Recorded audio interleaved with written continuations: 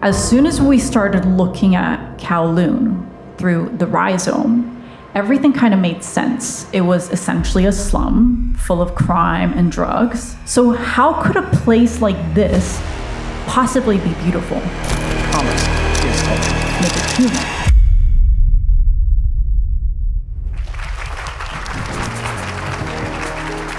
So my name is Dami, and I'm a licensed architect from Vancouver, BC. But my job now is I'm a YouTuber. I make videos on YouTube. No matter how many times, how many hours we spend making the thing beautiful or technical or perfect, none of that really matters if we don't make the time to and frame architecture from a human angle. So I want to show you an example with one of the videos that we did. Because it's not just the storytelling that's human. I think we also try to make the process more human as well. So this is one of our most popular videos and one of the first videos that really reached a wide audience. And it's a video on this crazy city called Kowloon Walled City. And it's also known as the densest city in the world. It's demolished now, but when it was there, it was essentially a slum. So there's some inherently interesting things about this topic. It's the densest city in the world. And, extremes like this, we find it ignites a lot of the curiosity from our audience. But our goal is not to just talk about the architecture or just to present the data. Our goal is really to talk about the human condition through the architecture and all of the multifaceted aspects of architecture by doing this. So this was our angle. So we presented the city as it is. So it was essentially a slum full of crime and drugs.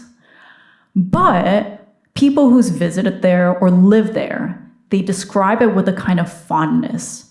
And they say it had a kind of compelling beauty. So how could a place like this possibly be beautiful? That was this tension, this emotional tension that we tried to carry throughout the video. And I think that's one of the elements that made this video human. So this is our intern, Cindy. And she's actually originally from Hong Kong. She was born and raised there, and she moved to Canada not long ago. And she's actually the one who pitched this project. So she pitched it and she did the research for it. And I think trying to uncover the human element in this video was a layered process, but I think it really came from her because she had a personal connection to this place.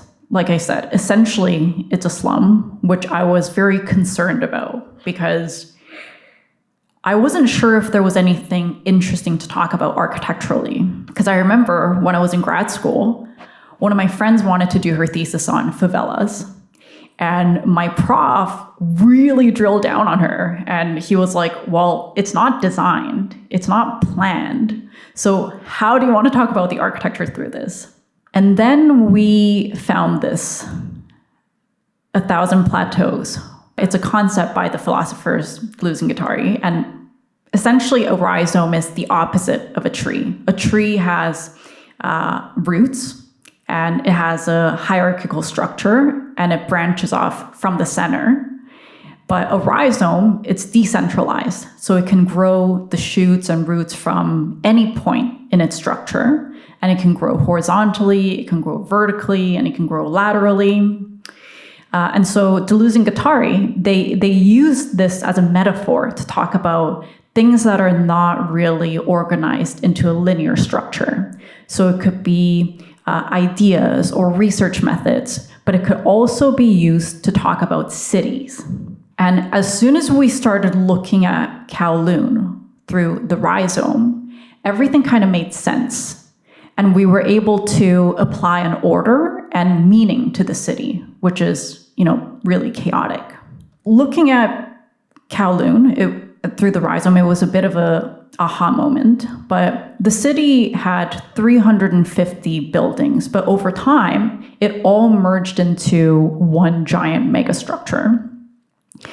And it had these cavities between buildings, but the cavities would all get filled up over time with stairs. And at the intersection of these stairs, nodes would merge organically, and these nodes would be made up of convenience stores or essential services, so people wouldn't have to go all the way down. Even the rooftops would merge, creating one giant rooftop. And even the buildings and the units would merge. So in this case, the part in the red, that was a strip club. But the real money was actually in gambling, which is the part in the blue. And so they would connect these buildings and they would lure people in with the strip club, and then they would bring them down to the gambling afterwards. And so it was creating this synergy between these businesses. And so it was a place that really grew organically, and it wasn't planned at all. Deleuze and Guattari would call this multiple multiplicities. But this interconnection of the city, it was creating an incredibly strong bond within the community. But this was actually the most interesting part of the city. It was the courtyard. And within the courtyard was what you call a yamen building. It's an ancient building that was there from the very beginning. And even though every other part of the city was getting built and rebuilt over and over again, they restricted any new kind of building in this area. And this was the only area where you could get fresh air and see the sky. And it really became the heart of the community. We thought it was just very interesting. And we felt like we could use the courtyard to talk about this fundamental human condition, this need for stability, even in like an ever-evolving chaos like Kowloon Walled City, and the tendency for humans to gravitate around any kind of links to the past, and that link can become the heart of the community. Comments are, I would say, the thing that really emotionally attaches us to our work. And in this case, we got so many beautiful comments, especially from people whose parents had lived there and grandparents had lived there, because the city is demolished now, and they were thanking us for making this video. It's comments like this from people who would have never been interested in architecture, who all of a sudden see, whoa, architecture is actually really cool. And it's comments like this that really drive us. And so for us, we focus more on topics that we are personally interested in rather than focusing on trending topics. We typically try not to work on like sensational topics or timely topics because those types of topics have a time limit. But we find that when we're personally interested, we're able to find meaning in whatever topic we're talking about. And it also encourages the team. It just leads to a much better product. The rhizome is actually a concept that keeps coming up in our process. And I think Philip said, if you give meaning to something, it gives you the permission to do it over and over and over again. So the rhizome is a process that's nonlinear. And our process is not, I wouldn't say it's the most efficient. And so as a business owner, a lot of, I think the right response would be, we're wasting a lot of time, we're wasting a lot of money.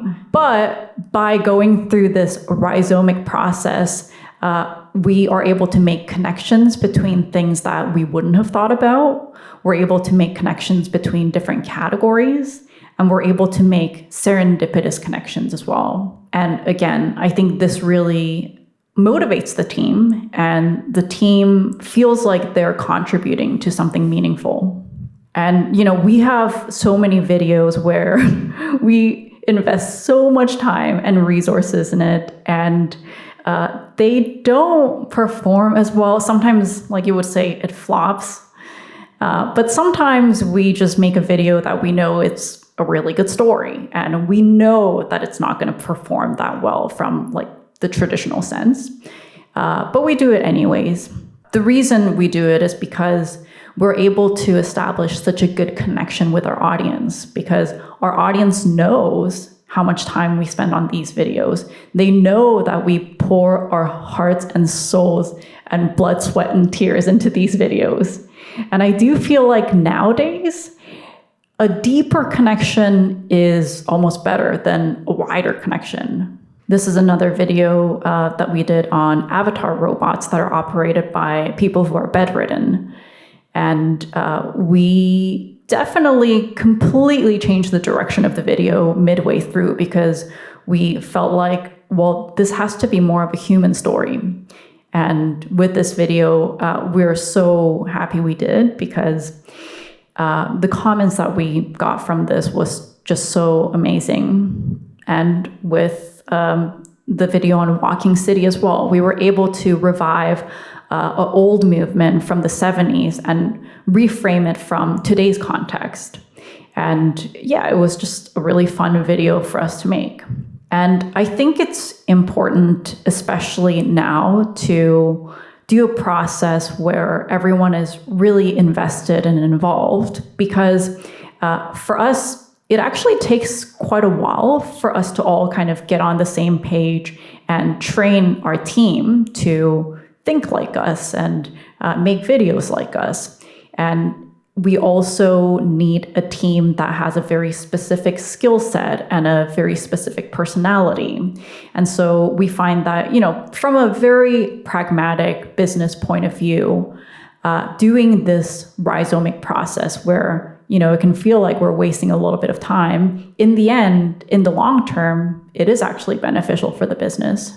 And we built a process where we can really talk about anything and make anything interesting out of topics that could be boring. And I think I'm just reminded over and over again that architecture, even things that seem quite boring, can be super interesting if we just take the time to make it a little bit more human and reframe it from a human angle. Thank you.